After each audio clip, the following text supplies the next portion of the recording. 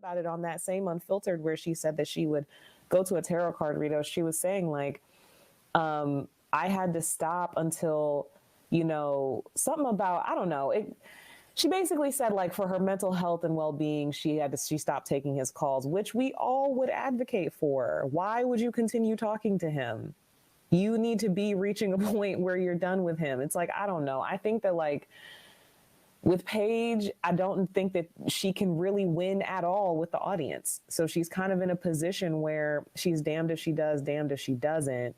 At the end of the day, she already made such a mess of things that the only thing she can do is just try to get out. So I'm happy for her that she's doing that. I completely agree with our resident prayer warrior. Chris's mom does not show well. She pretended to hold Chris accountable while they were eating. And then she comes to the camera making excuses for him and trying to explain away his nonsense, his F-boyisms. No, the mark is still right between the eyes, girl. Your son is not great. Trash. Un hombre de basura.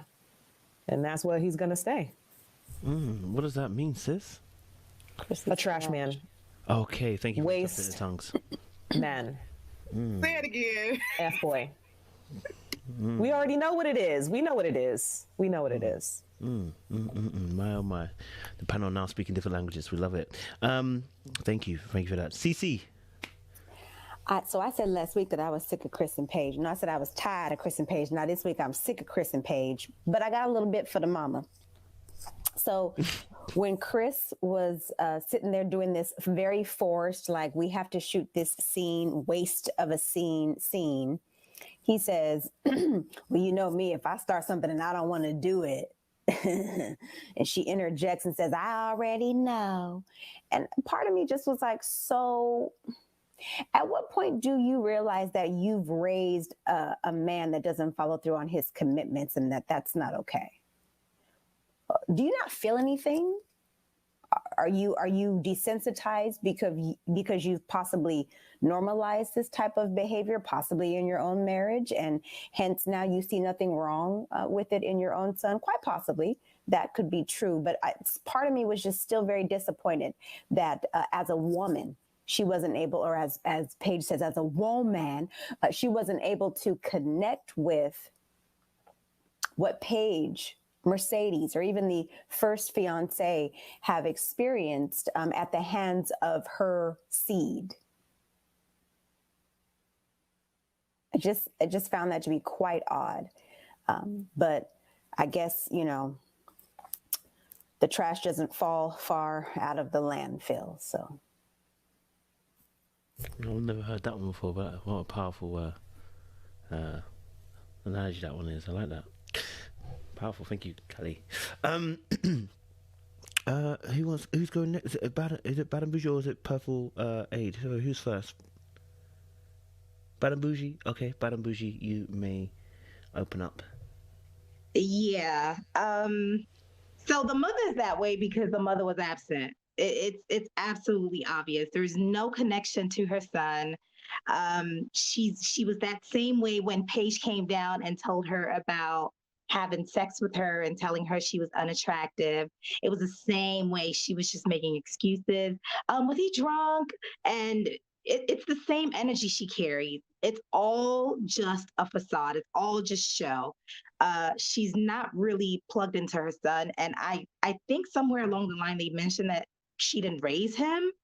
I think the grandparents raised him. So that's probably where that's coming from too. She has no relationship to her child. She wasn't even talking to him like a mother would. A mother would not talk to their child that way. It was just like, it was as if, a friend, not even a friend, like an associate telling you something at work and you're having lunch and you just really are not even listening. Like you're giving answers halfway. Like that's kind of how that whole communication was. Because there was nothing that she said that was motherly other than, yeah, what did she say? Callie? Yeah, I know that. I already know. That's the only thing that she said that was kind of like, I already know you. But everything else she said was very, There was no value to it. There is no value to their relationship. And it showed in the way that they communicate to each other, because she couldn't even hold him accountable. If you, as a mother who carried that child, can hold your child accountable, who will? You carried your child for 10 months. If you cannot hold him accountable, why do you think anybody else will? And that's the tree that he came from. He's never been held accountable. And so when Paige comes and starts asking questions, other people start asking him questions. He's just like, what the heck are you doing? I'm not used to this. This is not done in my circle. This is not done in my family. Nobody does this to me. Nobody holds me accountable. And that's what that is. That's what that is. It was a really sad interaction, because I think that was a moment where the mother could at least open his eyes to see where Paige was coming from, at least from a woman's perspective. This is what you did wrong. This is what you could have done right. Because at the end of the day, you have gotten somebody pregnant, and you may have a daughter, and you may need to still be able to have relationship with your daughter. And the mother dropped the ball because, well, she doesn't have that relationship with her child. But when it comes to Chris, you know that toy that you play with, and like something breaks, and like, you try to glue it, you try to tape it, it doesn't work, like it's just broken, or a clock that's broken that you can't fix it. That's Chris. Paige just needs to take him and just throw the whole thing away. Like, just throw it all away, because there's nothing you can do with him.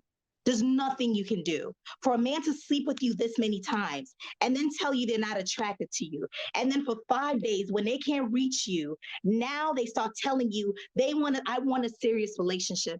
What do you mean you want a serious relationship? You've never said this before. I'm not talking to you because you're not meeting my emotional need. Is this the first time you learned this phrase? Because we have never heard you use emotional needs ever in this whole time you've been married. We didn't even know you knew what that was. But now, therapist. That's a who? That's the therapist. Oh, okay. The therapist. Where was the therapist 25 days ago? I don't know, but it's working somehow. Okay. 25 days. You were absent from this marriage. And you come 5 days just because you call her and she didn't answer, because you're used to calling her and then she jumps. So now you call her, she doesn't answer. So now you're thinking, oh, something's wrong. I don't need her to leave me. I'm going to be the one leaving the situation. And so you drop her.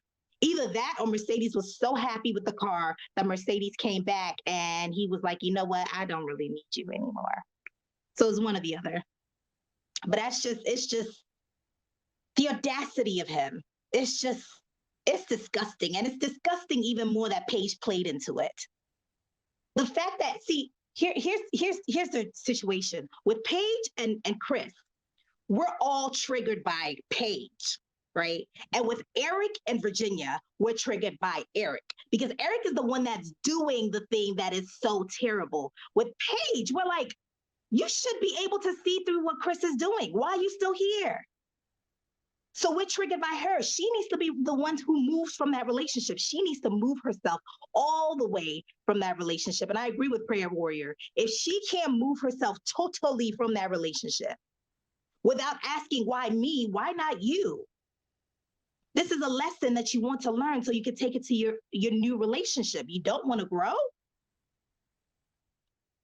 This was an experiment. It didn't work. It's okay. Your brother said that you shot a 3-pointer. It didn't go in. It's okay. Take your lesson, move on.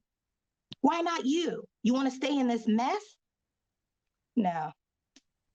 So I'm hoping that she actually does understand what's going on and has enough strength to move on, because she's literally a side chick. She's always gonna be a side chick. That's the category he has put her in, and that's the category she would stay in. I don't care if you have a ring. I don't care if you signed a piece of paper. You are always gonna be a side chick, and the side chick gets cold chicken and French fries, and that's it. Thank you very much for that, Badamouche. Who wants to go next to talk about the Purple Age? Sorry, Purple Age is next. Purple Age, you're next. Sorry, apologies. You are on the list. I apologize. Yes, Purple Age. I keep thinking Purple Rain. But It's Purple not Purple You might have Rain. changed You your know I love Instagram. Purple Rain. You know. Go for it, sis. Um, I'm gonna start with Chris's mom because that's the common theme here, and then I'm gonna end with Paige. Chris's mom. Like we knew she was an enabler from like the second episode, and now I really see it. Like she really solidified that assumption for me. Um, when he was talking in the camera, talking about like, I hope she brings a filter, that was all cap. You capping, bro. You know good and well your mom is just like Paige. Your mom is Paige. Because your dad acts like you. You got that from your dad. And your mom let it happen. Probably the difference is that your dad might have been attracted to your mom. Okay, so that's the difference in it all. But she's just like it. Like she thinks that this is normal behavior. That's why she was like, "Oh, I know how you are." Yeah, because you think that that's normal behavior, like that's acceptable behavior. So you're just like Paige. Do you not realize that your son is absolutely deplorable and it reflects terribly on you? This is what you raise into this world, a complete monster,